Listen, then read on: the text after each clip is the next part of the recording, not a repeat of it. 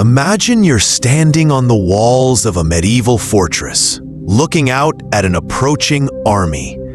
You've prepared for months, stocked food and water, sharpened your weapons. You feel confident behind these massive stone walls that have protected your city for generations. But then something flies through the air toward you. Not a boulder, not a flaming projectile, but something far more terrifying. It's the rotting corpse of your neighbor, the baker who lived just outside the city walls. This isn't fiction. This isn't some Hollywood fantasy. This is one of the most brutal and effective military tactics ever used in human warfare.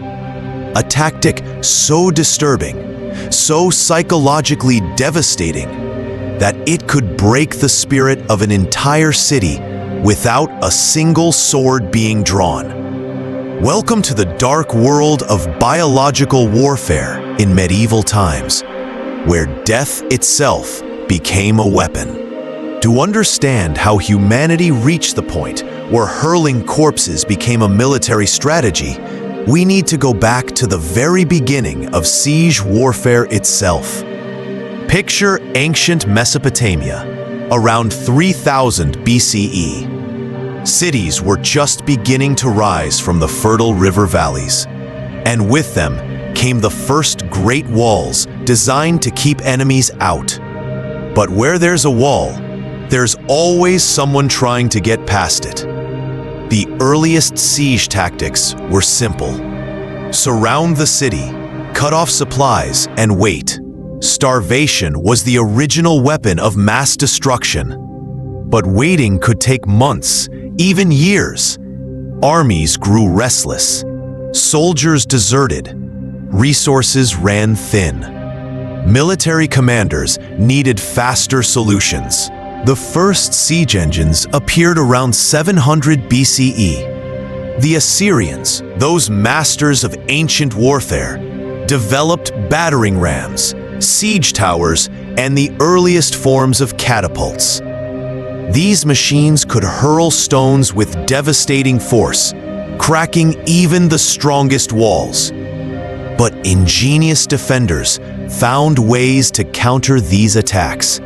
They poured boiling oil on attackers, dropped massive stones from above, and built their walls ever thicker and taller. This created an arms race that would last for thousands of years. Every new siege weapon led to better defenses. Every stronger defense led to more creative attacks. And in this endless cycle of innovation and counter-innovation, some military minds began to think beyond simple destruction. Why just break walls when you could break spirits? The psychological aspect of warfare had always existed, of course. Warriors painted their faces, let out terrifying war cries, and displayed the heads of enemies on spikes. But the enclosed nature of siege warfare created unique opportunities for psychological manipulation. Defenders were trapped, isolated, cut off from the outside world. Their minds became as vulnerable as their walls. It was in this environment that the practice of hurling corpses first emerged. The exact date is impossible to pinpoint, but historical records suggest it began appearing in various forms around the 6th century CE. Different cultures seem to discover this tactic independently, which tells us something disturbing about human nature. When pushed to extremes, we often find the same dark solutions. The logic behind corpse catapulting was brutally simple. First, there was the immediate psychological impact. Imagine you're a defender, watching your friends and family members being hurled at you like stones. The horror is indescribable. But the tactic went deeper than just shock value. Dead bodies, especially in the heat of summer or in crowded, unsanitary conditions, pose serious health risks. Medieval people didn't understand germ theory. That wouldn't come for another 1,000 years. But they knew that death brought disease. They had observed that plague seemed to follow in the wake of death, that bodies left unburied led to sickness among the living. They didn't know about bacteria or viruses, but they knew cause and effect. So when attacking armies began launching corpses into besieged cities, they were engaging in what we would now recognize as biological warfare. They were deliberately trying to spread disease among their enemies, and terrifyingly often, it worked. The year was 1346. The Black Death was already beginning its devastating march across Asia, though few in Europe yet knew what was coming. On the shores of the Black Sea, in the Crimean Peninsula, sat the city of Kaffa, a vital trading port, controlled by Genoese merchants, but surrounded by hostile territory. Kaffa was under siege by the Mongol Golden Horde, led by Khan Janabeg. The Mongols were the descendants of Genghis Khan's empire, still formidable warriors despite being centuries removed from their great conquests. But this siege was different from the countless others in Mongol history. This siege would change the course of human civilization. The Mongol army had been laying siege to Kaffa for months when disaster struck their camp. Soldiers began falling ill with a mysterious disease. It started with fever and chills. Then came the swelling of lymph nodes in the neck, armpits, and groin. These swellings, called buboes, gave the disease its name, bubonic plague. Within days of showing symptoms, most victims were dead. The plague spread through the Mongol camp like wildfire. Bodies piled up faster than they could be buried. Khan Janabeg watched his mighty army melt away before his eyes. But rather than retreat, he made a decision that would echo through history. If his army was dying, he would make sure the defenders of Kaffa shared their fate. According to the historical account by Gabriel de Mussi, an Italian lawyer who recorded the events, Khan Janabeg ordered his engineers to load their catapults not with stones, but with the corpses of plague victims. Day after day, rotting bodies rained down on Kaffa. The psychological impact was immediate and devastating. Defenders watched in horror as the bodies of their enemies, and potentially their own death sentences, came flying over their walls. But the true horror was yet to come. Within weeks, plague broke out inside Kaffa. The city's population began dying at an alarming rate. The once bustling trading port became a charnel house. The Genoese merchants who controlled the city made a fateful decision. They would flee by sea, returning to their home ports in Italy and across the Mediterranean. They didn't know they were carrying the plague with them. Or perhaps some did know and fled anyway, desperate to escape the dying city. Either way, when these ships reached European ports, they brought with them the disease that would kill 1/3 of Europe's population. Now, historians debate whether the siege of Kaffa truly was the origin point of the Black Death in Europe. The plague was already spreading along trade routes, and it likely would have reached Europe eventually through other means. But there's no denying that Kaffa played a role in accelerating its spread. And it stands as perhaps the most consequential example of corpse catapulting in human history. Think about that for a moment. A military tactic involving hurling dead bodies may have helped trigger the most devastating pandemic in European history. It's a stark reminder of how military innovations, even seemingly crude ones, can have consequences far beyond the battlefield. To truly understand the impact of corpse catapulting, we need to delve into the medieval mind and the world in which these tactics developed. The Middle Ages were a time when life and death existed in close proximity in ways that modern people can barely comprehend. Medieval cities were cramped, unsanitary places where disease was a constant companion. The average person lived with the smell of death, from butcher shops, from chamber pots thrown into streets, and from the unrelenting presence of disease, from bodies that couldn't always be buried quickly enough. But even in this harsh environment, there were rules about how the dead should be treated. Christianity, which dominated medieval European thought, placed enormous importance on proper burial. The body was seen as sacred, created in God's image, destined for resurrection on Judgment Day. To desecrate a corpse was not just disrespectful, it was literally damning. It could prevent the soul from finding peace in the afterlife. This religious context made corpse catapulting even more psychologically devastating. Defenders weren't just watching bodies being hurled at them. They were watching sacred vessels being defiled, souls being condemned to eternal punishment. For deeply religious medieval people, this was a horror that went beyond the physical realm. But the physical effects were terrifying enough. When a corpse hits the ground after being launched from a catapult, it doesn't land intact. Medieval catapults, while primitive by modern standards, could hurl objects weighing hundreds of pounds over considerable distances. The impact would cause bodies to burst open, spreading blood, bodily fluids, and decomposing tissue across a wide area.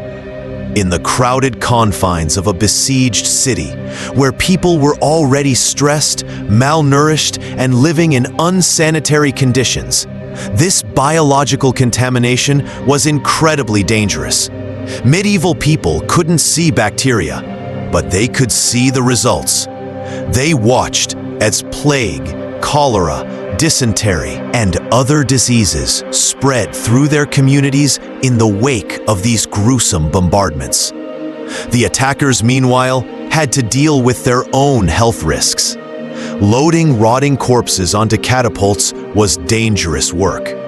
Soldiers assigned to this duty often became ill themselves. But military commanders calculated that it was worth the risk if it could break a siege quickly. Some armies tried to minimize their own exposure by using the bodies of enemies or prisoners of war rather than their own dead. This added another layer of psychological warfare.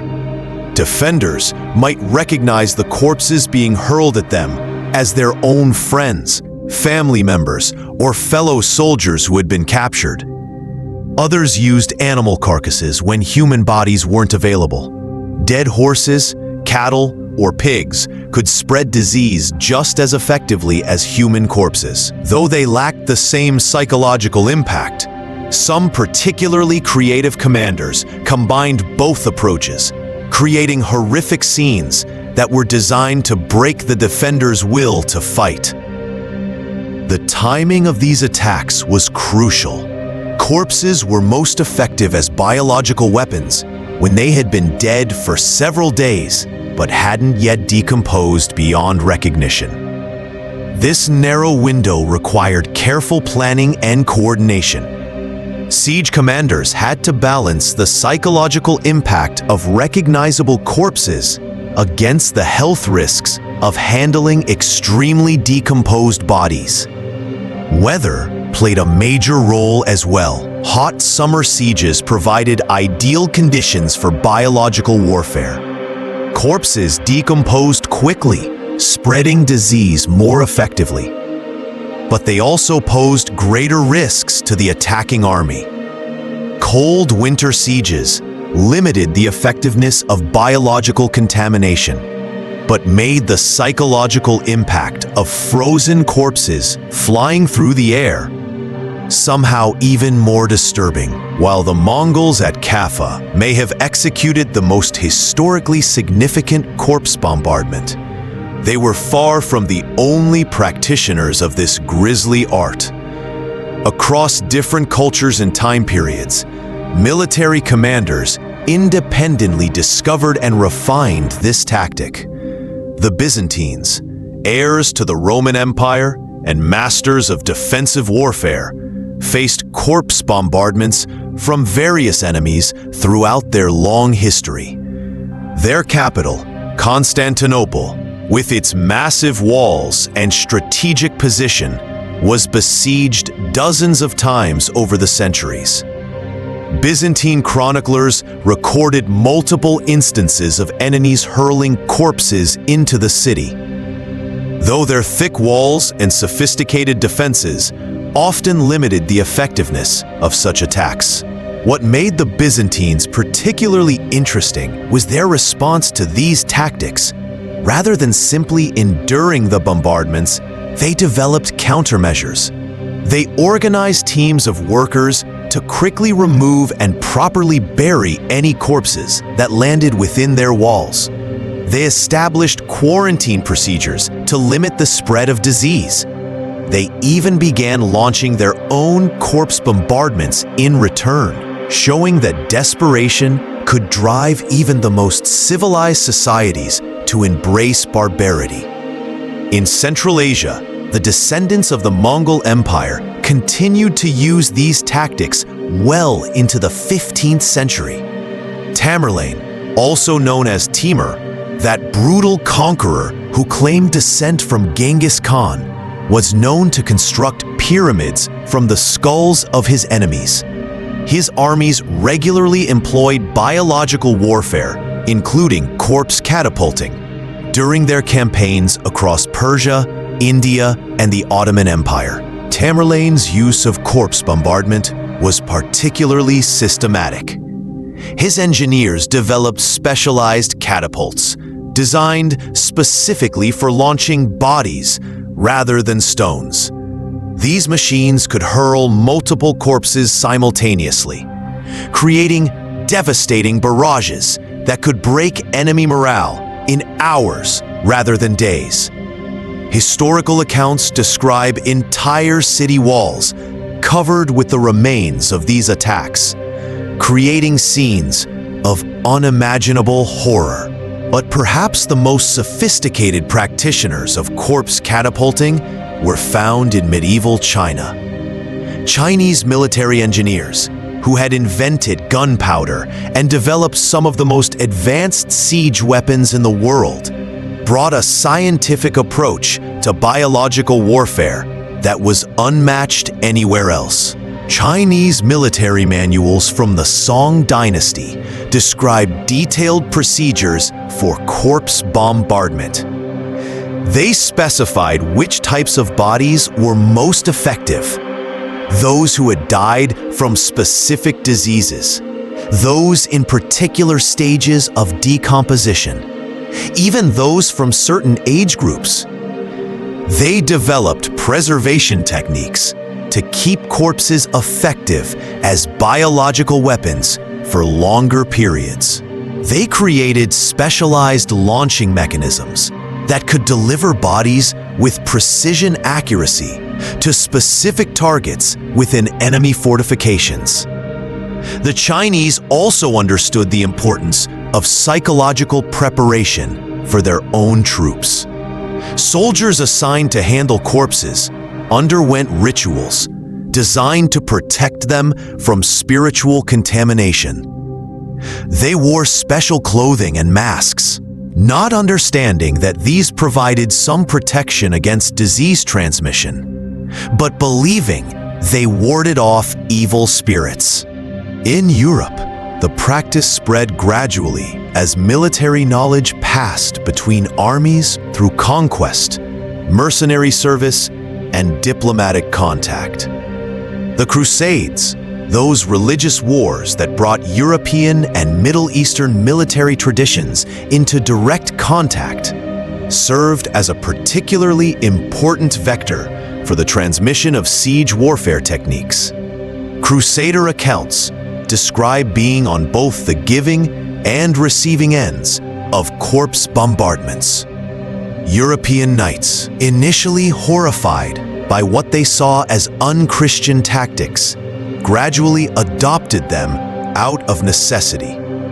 By the 13th century, corpse catapulting had become a standard, if distasteful, part of European siege warfare. The development of these tactics wasn't random or accidental. It represented a deliberate evolution in military thinking, a recognition that wars could be won through psychological and biological means as effectively as through traditional combat. Each culture that adopted corpse bombardment adapted it to their own military traditions, technological capabilities, and cultural values. Living through a corpse bombardment was an experience that survivors struggled to describe. The psychological trauma went far beyond the immediate horror of watching bodies rain from the sky. It represented a complete breakdown of the normal order of life and death, a violation of everything that made society function. Consider the experience of a typical defender during a siege involving biological warfare. You've been living under siege conditions for weeks or months already. Yes, food is running low, water might be contaminated, and disease is already starting to spread through the crowded city. You're exhausted, stressed, and probably suffering from malnutrition. Then the bombardment begins. The first corpse comes flying over the wall, and for a moment, you might not even understand what you're seeing. Is it a person? A bundle of rags? Then it hits the ground with a sickening thud, and the reality becomes clear. The smell hits you next. The sweet and cloying stench of decomposition that seems to stick in your throat and cling to your clothes. But this is just the beginning. The next body might be someone you recognize, a neighbor who was captured during a failed sortie, a merchant who was traveling to your city when the siege began, your own brother who volunteered to carry a message to potential allies and never returned. The psychological impact of seeing familiar faces transformed into weapons of war is indescribable. As the bombardment continues, practical concerns begin to outweigh emotional ones. Where do you put the bodies? How do you dispose of them safely? In a besieged city, every resource is precious. Fuel for burning bodies is scarce. Space for burial is limited. Workers who might handle corpse removal are needed for defense. Many cities tried to organize quick removal teams, but this created its own problems.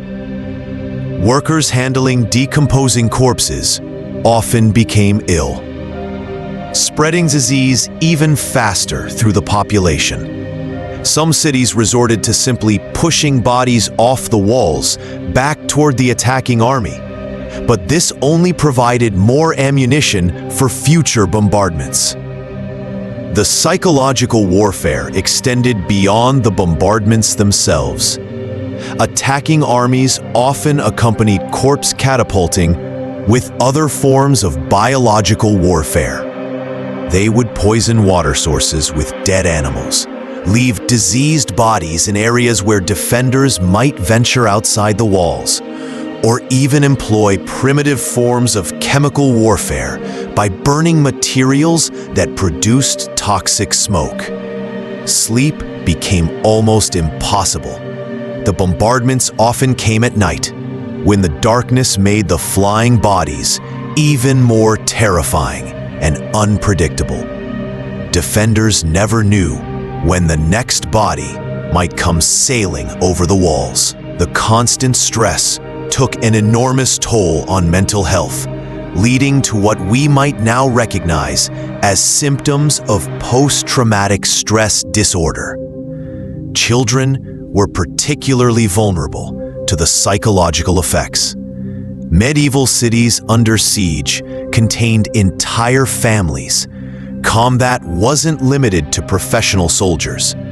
Children who witnessed corpse bombardments often showed signs of severe trauma that lasted for years. Some became mute, others developed paralyzing fears, and many never fully recovered from what they had seen. The social fabric of besieged cities began to break down under this pressure. Neighbors turned against each other, blaming someone else for the city's predicament. Religious faith, usually a source of comfort during difficult times, was shaken by the apparent triumph of evil over good. Some defenders began to question whether their cause was just, whether God had abandoned them to this fate. Disease outbreaks following corpse bombardments created additional social stress. As plague, dysentery, or other illnesses spread through the population, healthy people began to shun the sick. Families abandoned infected relatives. Normal social obligations disappeared as survival became the only priority. The economic impact was equally devastating. Even if a city successfully resisted a siege involving biological warfare, the aftermath could be economically ruinous. Trade partners avoided cities that had experienced plague outbreaks. Populations were reduced, limiting available labor. Infrastructure damaged during the siege often took years to repair. Perhaps most tragically, the psychological wounds often outlasted the physical ones. Survivors of corpse bombardments frequently showed signs of what we now understand as long-term trauma. They had nightmares, avoided crowded places, and sometimes developed phobias related to death or disease. In some cases, entire cities never fully recovered their former vitality after experiencing biological warfare. The use of corpse catapulting raised profound moral questions that echoed through medieval society and continue to resonate today. In an age when warfare was governed by complex codes of honor and religious doctrine, hurling dead bodies at enemies represented a fundamental transgression of accepted norms. The Catholic Church, which wielded enormous influence over medieval European society, initially condemned the practice in the strongest possible terms. Church doctrine held that the human body was sacred, made in the image of God, and destined for resurrection at the end of times. To use a corpse as a weapon was seen as a form of desecration that could damn both the perpetrator and the victim. Pope Innocent III, who reigned during the height of the Crusades, issued several papal bulls condemning various forms of biological warfare, including corpse bombardment. He argued that such tactics were not only unchristian, but counterproductive, as they hardened enemies against conversion and made peaceful resolution of conflicts more difficult. But religious condemnation wasn't enough to stop the practice. Military necessity often trumped moral considerations, especially when survival was at stake. Even deeply religious commanders found ways to justify corpse catapulting when faced with desperate circumstances. Some argued that the bodies being used were those of enemies or infidels, whose souls were already damned and whose corpses therefore held no sacred value. Others claimed they were simply returning the dead to their enemies, fulfilling a kind of twisted obligation to reunite families.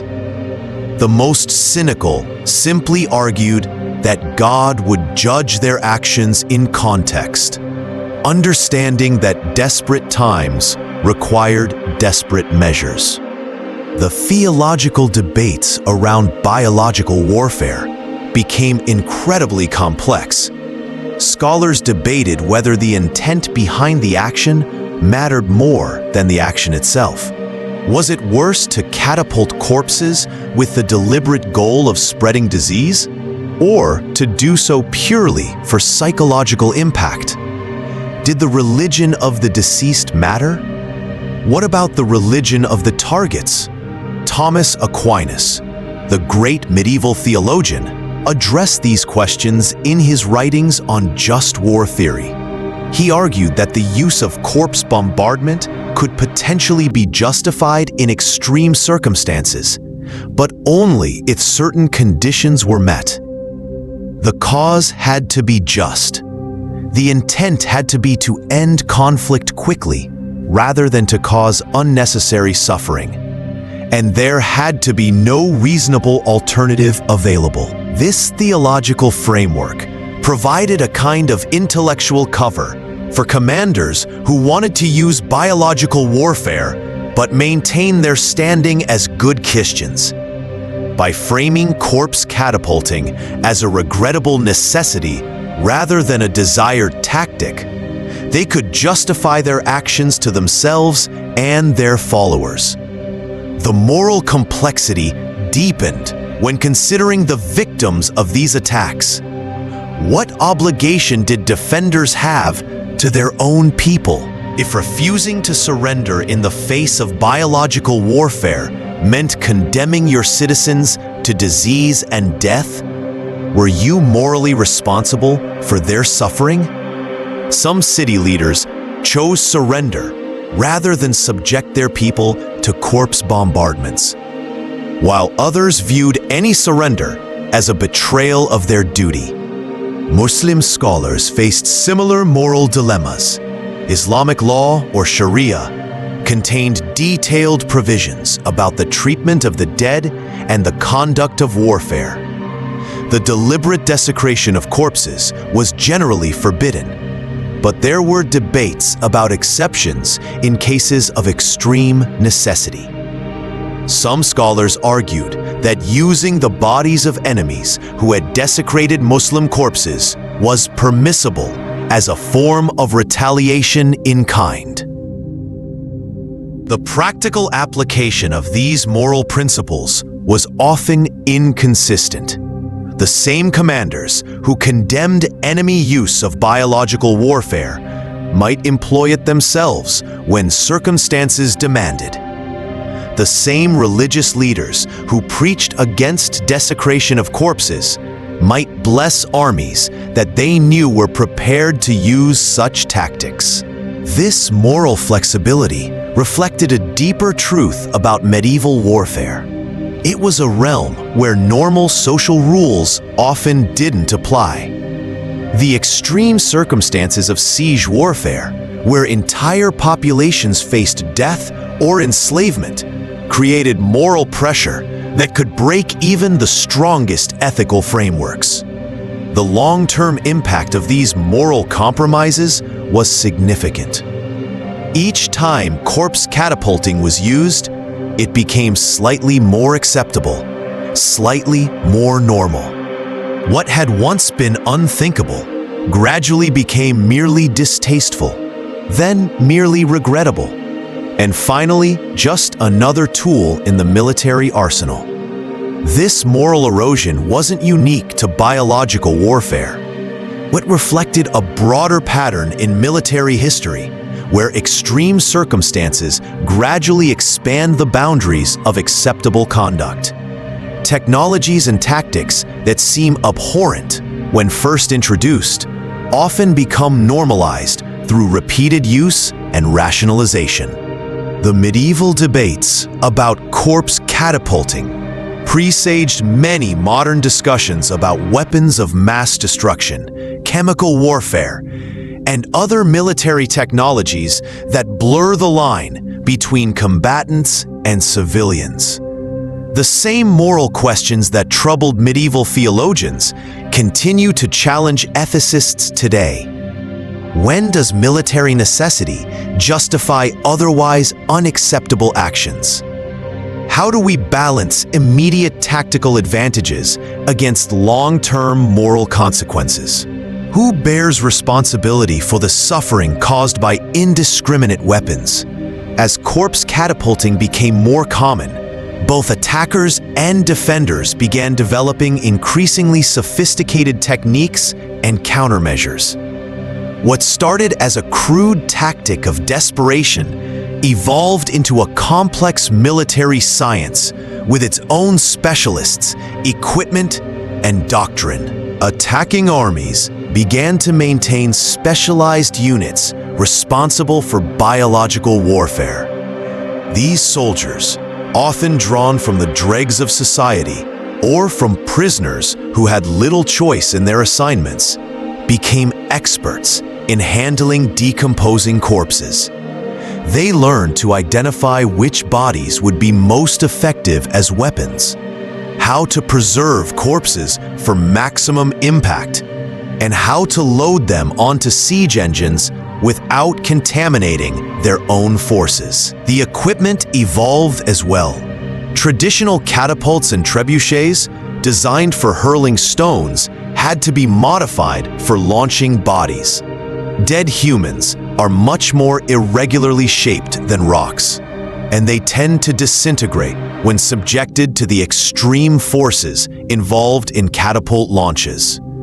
Engineers developed new loading mechanisms, reinforced launching cups, and specialized projectile containers designed to keep corpses intact during flight, while ensuring they would burst open upon impact. Some armies experimented with multiple body loads, cramming several corpses into large containers that would scatter decomposing remains over a wider area. Others developed delayed release mechanisms that would cause containers to open at the peak of their trajectory, spreading corpses across a larger portion of the target city. The most sophisticated practitioners began to understand the importance of disease vectors. They learned that certain types of corpses were more effective than others at spreading illness. Bodies of plague victims, for instance, remained infectious even after death, especially if they still harbored fleas that could carry the disease to new hosts. Corpses that had died from cholera or dysentery could contaminate water sources if they landed in the right locations. This led to the development of targeted biological warfare strategies. Rather than simply hurling any available corpse, military commanders began selecting specific types of bodies for specific purposes. Plague victims were aimed at crowded residential areas where disease could spread quickly through human contact. Cholera victims were targeted at wells or water storage facilities. Bodies infected with other diseases were deployed based on local conditions and tactical objectives. Defenders weren't passive victims in this escalating arms race. Cities under siege developed their own specialized units for dealing with biological warfare. These teams, often composed of criminals or volunteers who were promised pardons for their service, were responsible for quickly identifying, removing, and disposing of any corpses that landed within the city walls. The disposal methods became increasingly sophisticated as well. Early attempts simply involved burying bodies as quickly as possible, but this often led to contaminated soil and groundwater. Cities began constructing special furnaces for burning corpses, though this required precious fuel and created its own health hazards from toxic smoke. Some cities developed catapult systems of their own, not for attacking enemy armies, but for launching infected corpses back out of the city. This created grotesque scenes of corpses flying back and forth between besiegers and besieged, each side trying to avoid the biological contamination while inflicting it on their enemies. The psychological countermeasures were equally important. City leaders learned that maintaining morale during biological warfare required careful attention to both practical and emotional needs. They established rituals for properly honoring the dead, even those who had been used as weapons. They organized religious ceremonies to cleanse areas where corpses had landed. They trained citizens in identification and avoidance techniques that could limit disease transmission. Medical knowledge, primitive as it was by modern standards, began to evolve in response to biological warfare. Medieval physicians started to understand connections between decomposing corpses and disease outbreaks. They developed treatment protocols for diseases commonly spread through corpse bombardments. They even began primitive forms of quarantine and isolation that could slow the spread of epidemics. The intelligence aspects of biological warfare became increasingly important as well. Both sides began trying to identify disease outbreaks in enemy camps that could be exploited through corpse catapulting. Spies were tasked with reporting on the health status of opposing forces. Diplomatic contacts were used to spread disinformation about disease outbreaks that might discourage attacks or encourage premature surrenders. This arms race eventually reached a kind of equilibrium where both sides possessed roughly equivalent capabilities for biological warfare.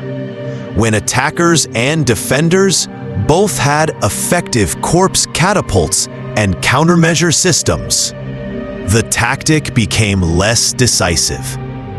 The psychological impact diminished as populations became accustomed to these horrors. The disease transmission became more manageable as medical understanding improved.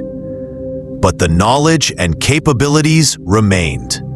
Military engineers who had learned to build specialized catapults for corpse bombardment took their expertise to new employers. Physicians who had developed treatments for siege-related diseases applied their knowledge in peacetime medicine. Soldiers who had survived biological warfare passed their hard-won experience to the next generation of warriors. This proliferation of biological warfare knowledge created a permanent change in military culture.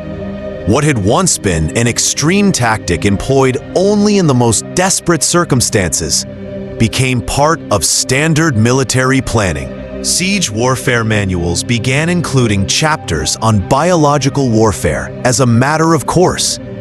Military academies trained officers in both the use and countering of corpse catapults. The normalization of biological warfare had profound implications that extended far beyond individual battles or sieges. It represented a fundamental shift in how humans thought about the relationship between warfare and civilian populations, between military necessity and moral constraint, between immediate tactical advantage and long-term strategic consequences. The 14th century marked the apex of corpse catapulting as a military tactic, largely due to the devastating pandemic known as the Black Death.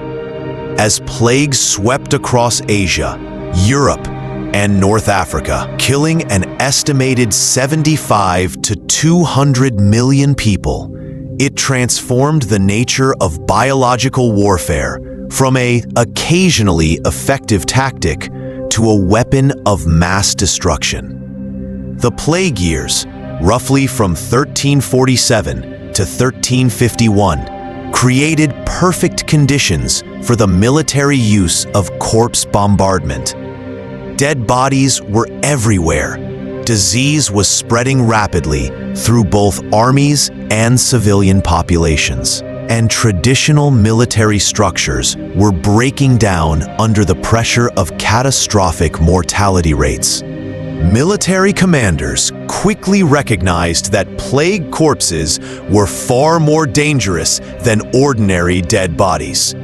While a typical decomposing corpse might spread diseases like cholera or dysentery that could kill dozens of people, a plague victim could potentially trigger an epidemic that would devastate an entire city.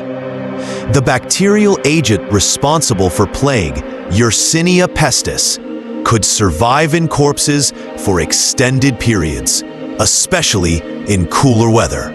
But the real key to plague's effectiveness as a biological weapon wasn't the bacteria itself, it was the fleas. Plague is primarily spread by fleas that bite infected animals or humans, then transmit the disease when they bite new hosts.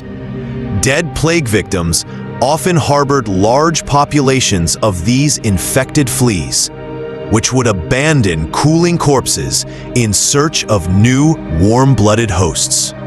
When plague corpses were catapulted into besieged cities, they brought with them thousands of infected fleas that would immediately begin seeking new victims among the defending population. This created a form of biological warfare that was far more effective than anything previously seen in human history. The psychological impact was equally devastating. Medieval people had no understanding of how plague actually spread, but they could see the correlation between corpse bombardments and disease outbreaks. To defenders watching plague victims being hurled over their walls, it must have seemed like witnessing the apocalypse itself. European chroniclers from this period describe scenes of unimaginable horror. Giovanni Villani, writing about the siege of Florence in 1348, recorded that the enemy cast into our city the bodies of men and animals alike, all who had died of the pestilence, hoping to corrupt the air and kill us all with the stench. He noted that within days of these bombardments, plague broke out among the defenders, eventually killing more than half the city's population. The Mongol use of plague corpses at Kaffa, which we discussed earlier, was just one example of a tactic that was being employed across the plague-affected regions. In Central Asia, Tamerlane's armies used plague bombardments to devastating effect during their conquests. In China, military manuals from this period describe detailed procedures for handling and launching plague victims while minimizing exposure to one's own forces. The effectiveness of plague warfare created new strategic considerations for military planners. Cities that might have withstood traditional sieges for months or years could be forced to surrender within weeks when subjected to plague bombardments. This changed the entire calculus of siege warfare, making aggressive attacks more attractive and defensive strategies less viable. But plague warfare was also incredibly dangerous for the attacking armies. Handling plague corpses exposed soldiers to the same risks they were trying to inflict on their enemies. Many siege armies found themselves decimated by plague outbreaks that began among their own corpse-handling units and spread throughout their camps. This led to the development of increasingly elaborate protective measures. Soldiers assigned to handle plague corpses were often expendable prisoners or volunteers who were promised freedom in exchange for taking these deadly risks. They wore primitive protective clothing, worked in rotating shifts to limit exposure, and were often quarantined from the rest of the army. Some commanders tried to use animals as intermediaries, training them to drag plague corpses into catapult loading areas. Others employed mechanical devices that could load corpses without direct human contact. But these measures had limited effectiveness given the medieval understanding of disease transmission. The plague years also saw the first serious attempts at international regulation of biological warfare. The devastating effects of plague bombardments were so obvious that even enemy armies sometimes agreed to mutual restrictions on their use. These early arms control agreements were usually temporary and limited to specific conflicts, but they represented recognition that some weapons were too dangerous even for medieval warfare. The Catholic Church intensified its condemnation of biological warfare during the plague years, with several popes issuing explicit prohibitions against the use of plague corpses in warfare. Pope Clement VI, who reigned during the height of the Black Death, declared that anyone who used plague victims as weapons would be automatically excommunicated and condemned to eternal damnation. But religious prohibition had limited effect when survival was at stake. Many commanders who used plague warfare rationalized their actions by claiming they were fighting infidels or heretics whose souls were already damned. Others argued that God had sent the plague as a weapon for the righteous to use against their enemies. The social impact of plague warfare extended far beyond the immediate military casualties. Cities that survived plague bombardments often never fully recovered their former population or prosperity. The trauma of watching friends and family members used as weapons created lasting psychological wounds that affected entire generations. Trade networks, already disrupted by the general plague pandemic, were further damaged by the association between certain cities and biological warfare. Merchants avoided ports and markets that had been subjected to corpse bombardments, fearing both disease and the social instability that often followed these attacks. The plague years demonstrated both the ultimate potential and the ultimate limitations of corpse catapulting as a military tactic. While plague bombardments could be devastatingly effective, they were also difficult to control, dangerous to the users, and so morally repugnant that they often provoked extreme responses from victims and neutral parties alike. As the Black Death pandemic gradually subsided in the late 14th century, the most extreme forms of biological warfare became less common. But the knowledge and techniques developed during the plague years remained part of military culture, ready to be employed again when circumstances demanded. By the late 15th century, corpse catapulting was beginning its slow decline as a standard military tactic. Several factors contributed to this change, reflecting broader transformations in warfare, society, and technology that were reshaping the medieval world. The most significant factor was the development of gunpowder weapons. Cannons, which had appeared in Europe in the 14th century, were becoming increasingly effective and affordable by the 1400s. These new siege weapons could breach walls much more quickly than traditional catapults and trebuchets, reducing the duration of sieges and making biological warfare less necessary. Cannons also changed the psychology of siege warfare.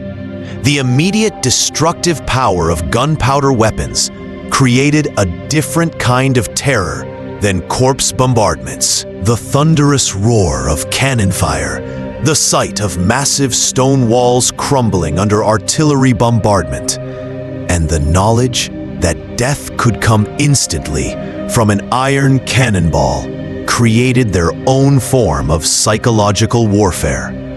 From a practical standpoint, gunpowder weapons were simply more efficient than biological warfare. A successful cannon bombardment could breach a wall and end a siege within days or weeks. Corpse catapulting, even when it successfully spread disease, often took months to achieve decisive results. Military commanders, always pressed for time and resources, increasingly favored the faster solution. The rise of professional armies also contributed to the decline of corpse catapulting. Medieval warfare was gradually shifting away from feudal levies and mercenary bands towards standing armies composed of career soldiers. These professional forces were generally better disciplined, better equipped, and more concerned with their reputation than the desperate bands that had often employed biological warfare in earlier centuries. Professional soldiers who expected to fight in multiple campaigns throughout their careers were less willing to engage in tactics that might provoke extreme retaliation. The unwritten codes of military conduct that governed professional warfare gradually began to include restrictions on the most barbaric practices, including corpse bombardment. Medical knowledge was also advancing, though slowly. The devastating experience of the Black Death had prompted renewed interest in understanding disease transmission. While medieval physicians still didn't understand germ theory, they were beginning to make more accurate observations about how diseases spread and how they could be prevented. This growing medical knowledge made biological warfare both more effective and more dangerous for those who employed it. Armies that understood the connection between corpses and disease could use biological weapons more precisely, but they also faced greater risks to their own forces. The calculation of risk versus benefit was shifting against corpse catapulting. Urban development played a role as well. Cities were becoming larger, more sophisticated, and better defended. The great cities of the Renaissance, Florence, Venice, Paris, London, had developed infrastructure that made them more resistant to biological warfare. Better sanitation systems could limit disease transmission. Larger populations could absorb casualties that might have broken smaller medieval towns. More advanced medical facilities could treat disease outbreaks more effectively. The changing nature of international relations also influenced military tactics.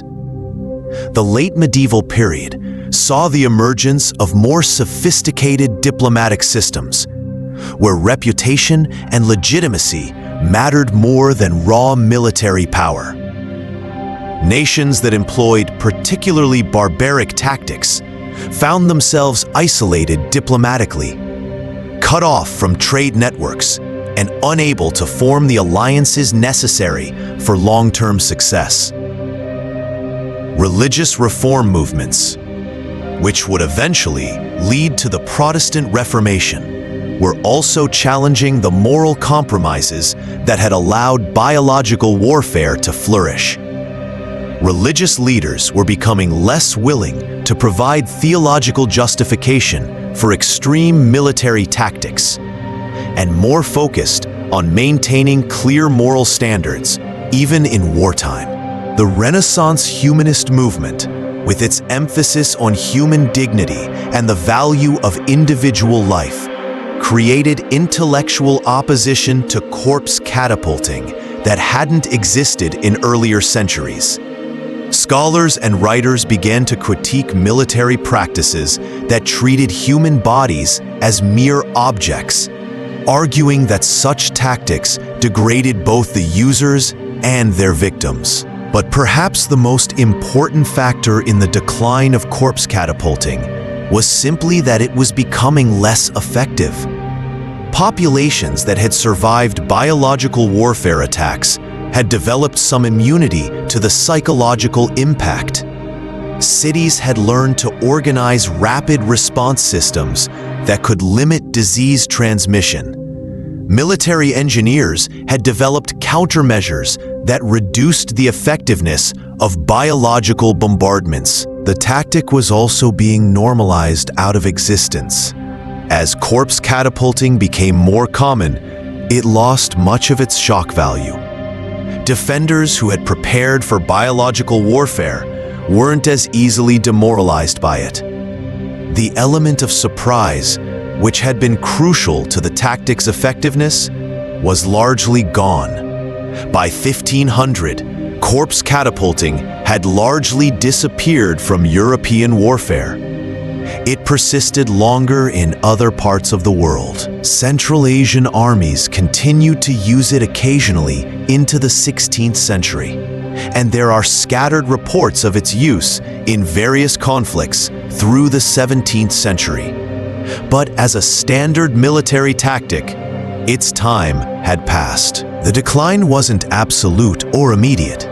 Military manuals continued to describe corpse catapulting techniques well into the early modern period, treating it as a potential tactic that commanders should understand, even if they chose not to employ it. Some armies maintained the capability for biological warfare as a deterrent, hoping that the threat alone might be sufficient to achieve their objectives. There were also occasional revivals during particularly desperate conflicts. The 30 Years' War, from 1618 to 1648, one of the most brutal conflicts in European history, saw isolated instances of corpse bombardment when traditional siege methods failed. But these were exceptions rather than the rule. Desperate measures employed by commanders who had exhausted all other options. The transformation of siege warfare itself was making corpse catapulting obsolete. The development of more effective artillery, better fortification designs, and more sophisticated logistics systems was changing the entire nature of how cities were attacked and defended. Biological warfare, which had emerged as a solution to the problems of medieval siegecraft, was no longer necessary in the face of these technological advances. Though corpse catapulting largely disappeared from European battlefields by the 16th century, its influence on military thinking and its lessons about the nature of warfare continued to resonate through the centuries that followed. The tactic had established precedents and raised questions that would surface again and again as military technology advanced and new forms of warfare emerged. The most direct descendant of medieval biological warfare was the development of chemical weapons in the 19th and 20th centuries. The same strategic thinking that had led medieval commanders to hurl diseased corpses at their enemies drove modern militaries to develop poison gas, biological agents, and other weapons designed to kill through contamination rather than direct impact. The German use of chlorine gas at the Second Battle of Ypres in 1915 marked the beginning of modern chemical warfare. But the psychological and tactical considerations were remarkably similar to those that had governed corpse catapulting centuries earlier. Military planners were seeking weapons that could break enemy morale, bypass traditional defenses, and achieve decisive results with minimal risk to their own forces. The international response to chemical weapons also echoed medieval attitudes toward biological warfare. Just as medieval religious authorities had condemned corpse catapulting as morally unacceptable, modern nations moved quickly to restrict the use of chemical weapons through international agreements like the Geneva Protocol of 1925. World War II saw renewed interest in biological warfare, with several nations developing programs to weaponize disease-causing organisms. The Japanese Unit 731, which conducted horrific experiments on human subjects, represented perhaps the most extreme development of the principles that had first been explored through medieval corpse catapulting. The psychological warfare aspects of corpse bombardment found new expression in the propaganda techniques of the 20th century. The understanding that fear and demoralization could be as effective as physical destruction led to sophisticated campaigns designed to break enemy morale without direct military engagement. Modern terrorism has also drawn lessons from medieval biological warfare. The 2001 anthrax attacks in the United States, which killed 5 people but terrorized millions, demonstrated how biological agents could be used to achieve psychological impact far beyond their actual destructive capability. The fear and uncertainty created by these attacks reflected the same principles that had made corpse catapulting effective in medieval sieges. The COVID-19 pandemic that began in 2019 provided a stark reminder of how disease can be weaponized, even unintentionally. While the pandemic was natural in origin, the rapid global spread of the virus and its devastating economic and social impact demonstrated the potential power of biological warfare in an interconnected world. Contemporary military planners study medieval biological warfare not because they intend to catapult corpses, but because the underlying strategic principles remain relevant. The challenge of operating in contaminated environments, the psychological impact of biological threats, and the difficulty of defending against invisible weapons are all issues that modern militaries must address. Academic historians have used the study of corpse catapulting to explore broader questions about the evolution of warfare, the relationship between technology and tactics, and the moral constraints that societies place on military conduct. The medieval experience provides a case study in how extreme circumstances can lead to the adoption of previously unthinkable tactics. Medical historians have found particular value in studying medieval biological warfare because it provides insights into how diseases spread in pre-modern societies and how people understood and responded to epidemic outbreaks. The records of siege warfare often contain some of the most detailed contemporary accounts of disease transmission and mortality rates. The legal precedents established by medieval attempts to regulate biological warfare have influenced modern international humanitarian law. The principle that certain weapons are so inherently indiscriminate or inhumane that they should be banned regardless of military utility can be traced back to medieval religious condemnations of corpse catapulting. Bioethicists studying the moral implications of modern biotechnology often reference medieval debates about corpse bombardment as an early example of how societies grapple with the ethical implications of new military capabilities. The same questions that troubled medieval theologians. When does military necessity justify otherwise unacceptable actions? Continue to challenge modern ethicists. The psychological impact of corpse catapulting has also influenced modern understanding of trauma and post-traumatic stress.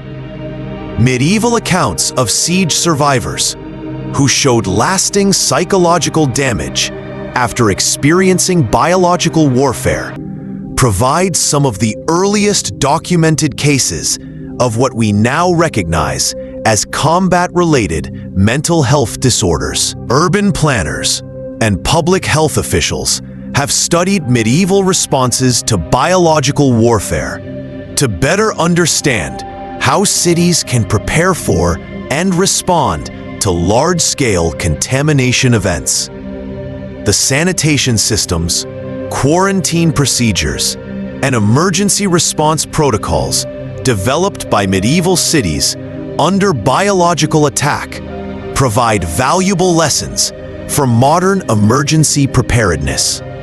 The study of corpse catapulting has also contributed to our understanding of how military innovations spread between cultures and how tactics evolve in response to changing circumstances. The independent development of similar biological warfare techniques by different civilizations suggests certain universal principles about human conflict that transcend cultural boundaries. Perhaps most importantly, the medieval experience with corpse catapulting serves as a reminder of humanity's capacity for both cruelty and resilience. The same species that could conceive of hurling rotting corpses at innocent civilians also developed sophisticated systems for protecting those same civilians from such attacks.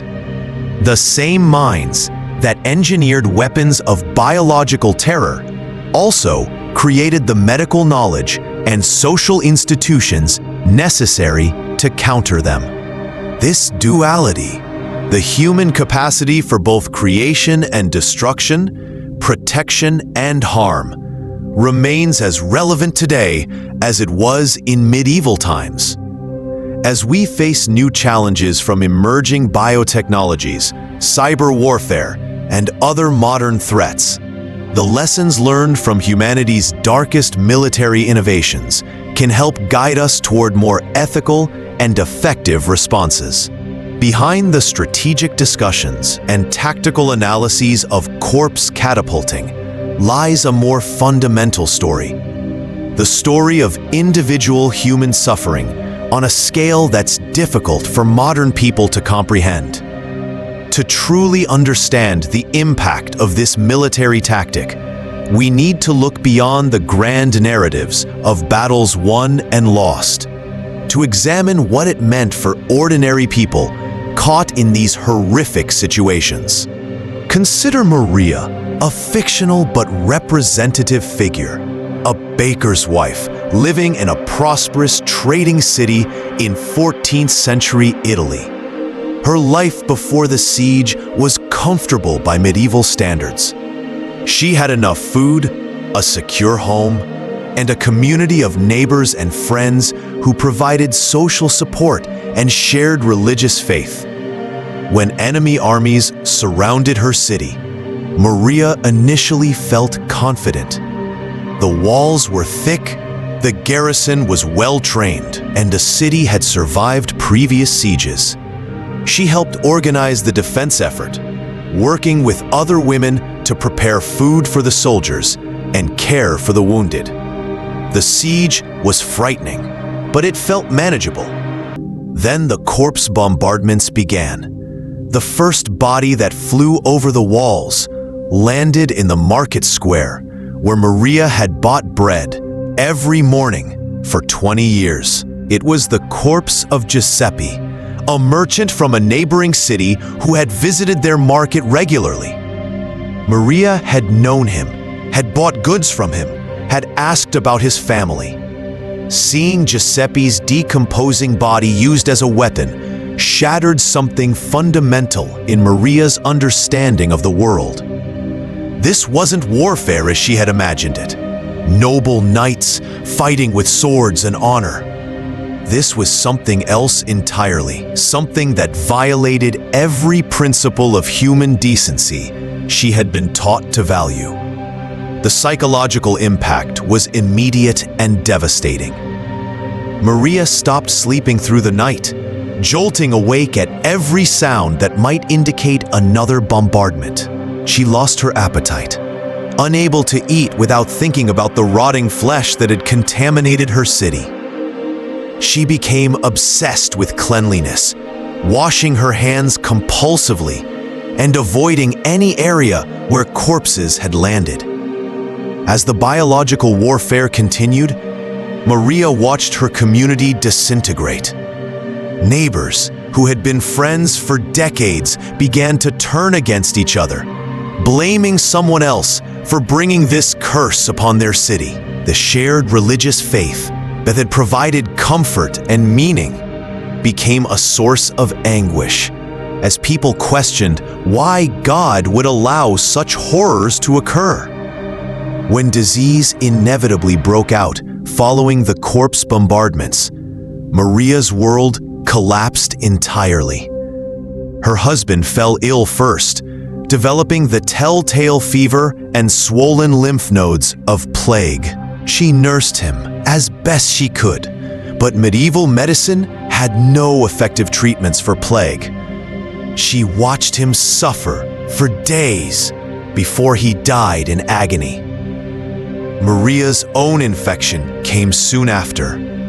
The final weeks of her life were spent in a city that had become a charnel house, where the living were outnumbered by the dead, where normal social bonds had completely broken down. She died alone, one of thousands of victims of a military tactic that treated human beings as nothing more than ammunition. Maria's story was repeated countless times across the medieval world. Each corpse bombardment created hundreds or thousands of individual tragedies. Families destroyed, communities shattered, lives cut short in the most horrible ways imaginable. Children were particularly vulnerable to the psychological trauma of biological warfare. Medieval accounts describe young people who witnessed corpse bombardments becoming mute, developing paralyzing fears, or exhibiting what we would now recognize as severe post-traumatic stress disorder. Many never fully recovered from what they had experienced. The elderly suffered as well, often dying not from disease, but from the sheer shock and stress of witnessing such horrors. Medieval society revered age and wisdom, but biological warfare created situations where experience and knowledge provided no protection against the chaos of epidemic disease and social breakdown. Pregnant women faced unique terrors during corpse bombardments. The stress of the attacks often triggered premature labor or miscarriages. Those who did give birth during biological warfare often struggled to care for their infants in the contaminated, chaotic environment of a besieged city under biological attack. Religious figures, priests, monks, nuns, found their faith tested in the most extreme ways. They were expected to provide comfort and guidance to their communities. But how could they explain why God would allow such suffering? Many religious leaders died trying to care for plague victims, becoming casualties of the same biological warfare they were trying to help others survive. The social fabric of affected communities often never fully recovered.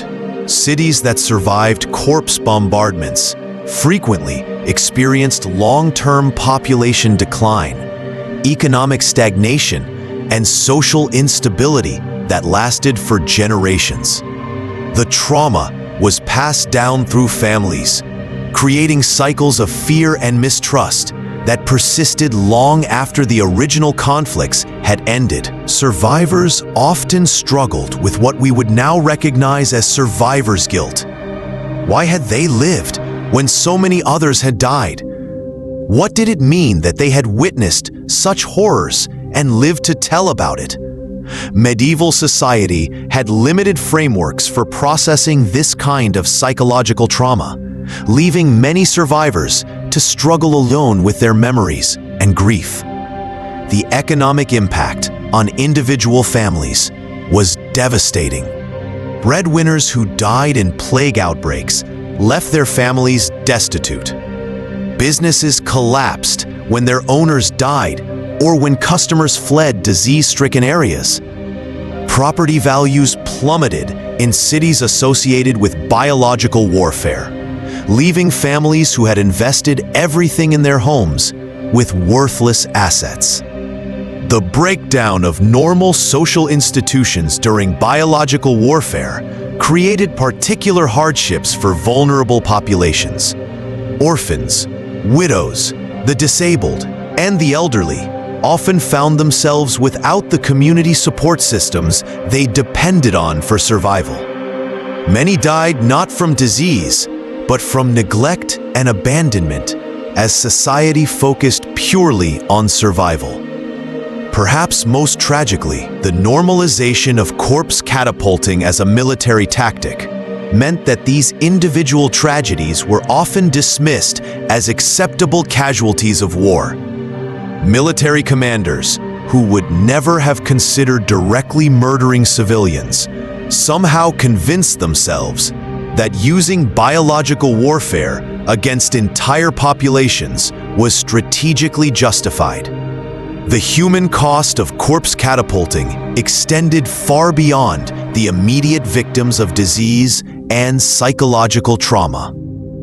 It represented a fundamental breakdown in the moral constraints that had traditionally limited the brutality of warfare, opening the door to ever more extreme forms of violence against civilian populations.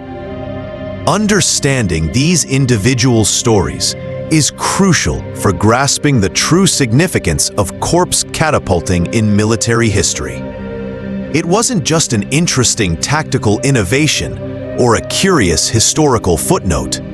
It was a form of warfare that caused immense human suffering and left lasting scars on the societies that experienced it.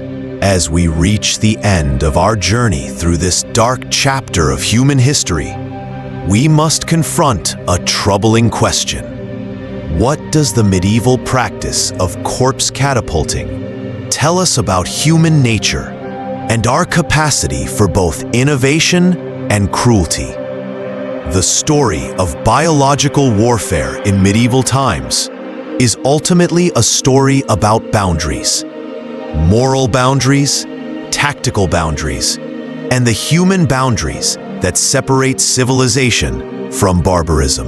It demonstrates how extreme circumstances can push societies to cross lines they never imagined they would cross, and how quickly the unthinkable can become the acceptable.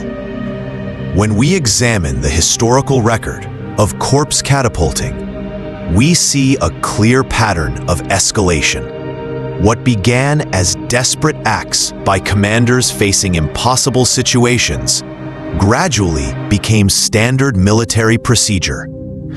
Each use of the tactic made the next use slightly easier to justify. Each successful biological attack made similar attacks more likely in future conflict. This pattern of normalization is perhaps the most disturbing aspect of the entire phenomenon. It shows how human beings can adapt to almost any level of brutality, given enough time and the right justifications. The same process that allowed medieval armies to hurl corpses at their enemies has allowed modern societies to accept weapons of mass destruction, strategic bombing of civilian targets, and other forms of warfare that would have horrified previous generations. But the story of corpse catapulting also reveals humanity's remarkable capacity for resilience and adaptation. Medieval cities, under biological attack, developed sophisticated countermeasures, medical treatments, and social support systems that helped them survive unprecedented challenges. They created new forms of organization, new technologies, and new ways of thinking about public health and emergency response. The medical knowledge that emerged from the experience of biological warfare laid important foundations for later advances in understanding disease transmission and treatment. The organizational systems developed to handle mass casualties during corpse bombardments provided models for modern emergency response protocols. The psychological insights gained from treating trauma survivors contributed to early understanding of mental health disorders. Even more importantly, the moral revulsion that corpse catapulting eventually provoked helped establish principles of international humanitarian law that continue to influence military conduct today. The recognition that some weapons are too inhumane to be acceptable, regardless of their military effectiveness, can be traced back to medieval condemnations of biological warfare. The diplomatic innovations that emerged from attempts to regulate biological warfare helped establish precedents for modern arms control agreements.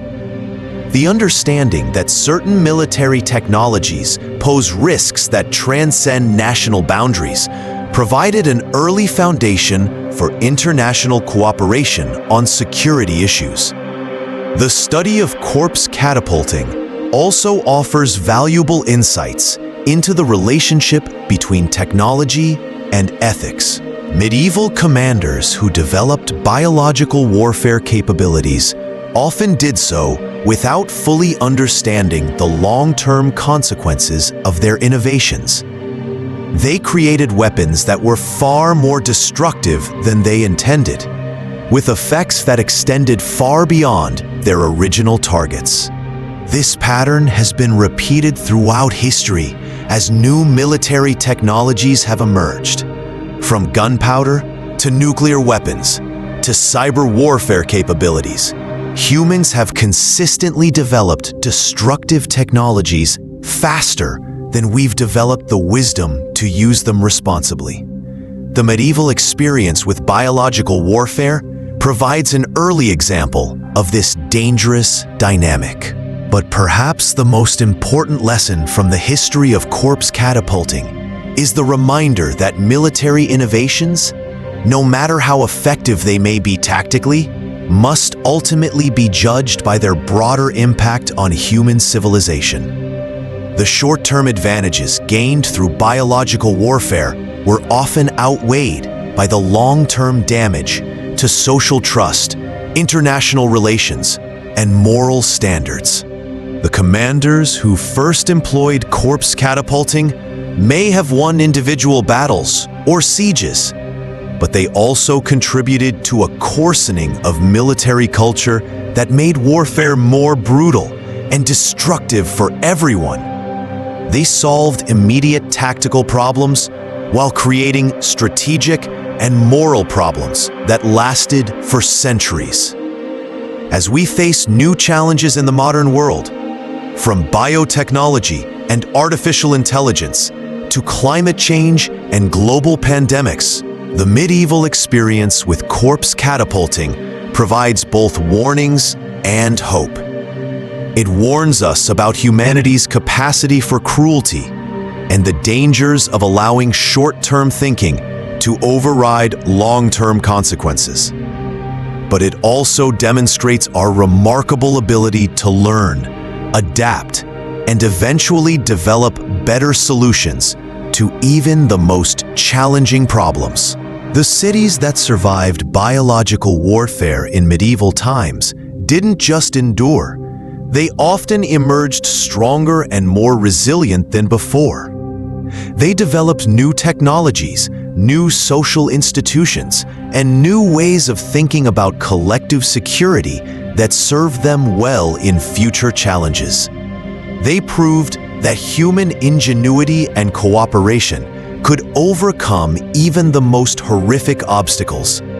Today, as we grapple with global challenges that require unprecedented levels of international cooperation and moral leadership, we can draw inspiration from those medieval communities that refused to let biological warfare break their spirit. They remind us that even in humanity's darkest moments, we retain the capacity for heroism, innovation, and moral growth. The corpses that were once hurled over medieval walls are long since dust. The armies that catapulted them have been forgotten. The cities they targeted have either disappeared or been completely transformed. But the lessons learned from that dark chapter in human history remain relevant. They remind us that our choices in times of crisis define not just our immediate fate, but the kind of civilization we leave for future generations. In the end, the story of corpse catapulting is not just about the past. It's about who we are as human beings and who we choose to become. It challenges us to learn from history's mistakes while drawing strength from examples of human resilience and moral courage.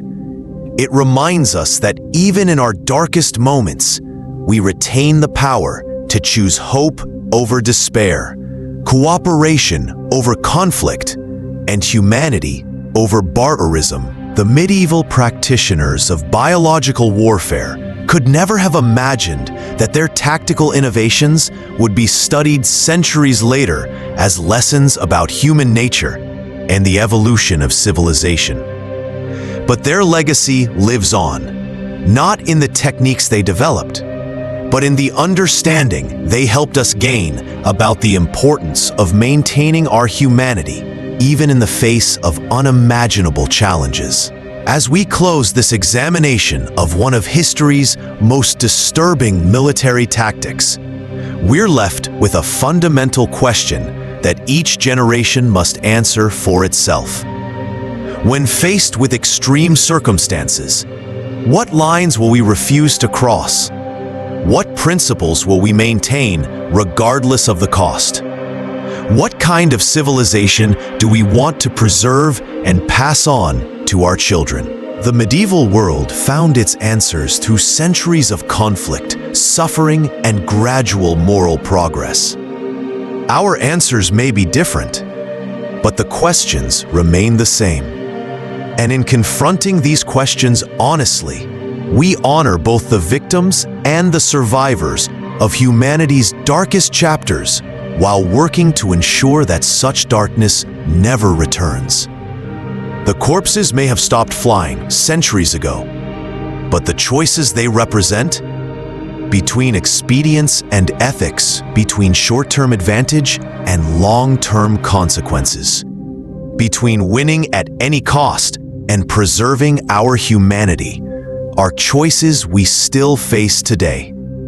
How we make those choices will determine not just our own fate, but the kind of world we leave behind. In the shadows of medieval battlefields, where desperation drove human ingenuity to its darkest extremes, the practice of catapulting corpses stands as a stark reminder of both our capacity for cruelty and our resilience in the face of unimaginable horror. This was warfare stripped of all pretense of honor or nobility, raw, brutal, and devastatingly effective. From the plague-ridden siege of Kaffa that may have accelerated the Black Death's spread across Europe, to the sophisticated biological warfare systems developed by medieval engineers, we've seen how extreme circumstances can push civilizations across moral boundaries they never imagined they would cross.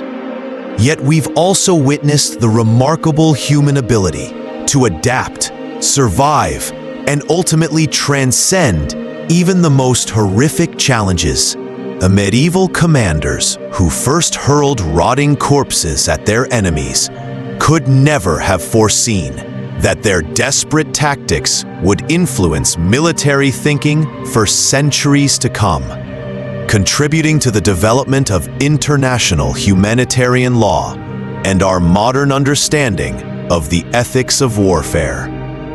They solved immediate tactical problems while creating moral dilemmas that continue to challenge us today. as we face our own global challenges, from pandemics to technological warfare to environmental crises. The lessons from this dark chapter remain chillingly relevant. They remind us that in times of extreme stress, societies can either descend into barbarism or rise to meet their challenges with wisdom and moral courage. The choice, as always, remains ours.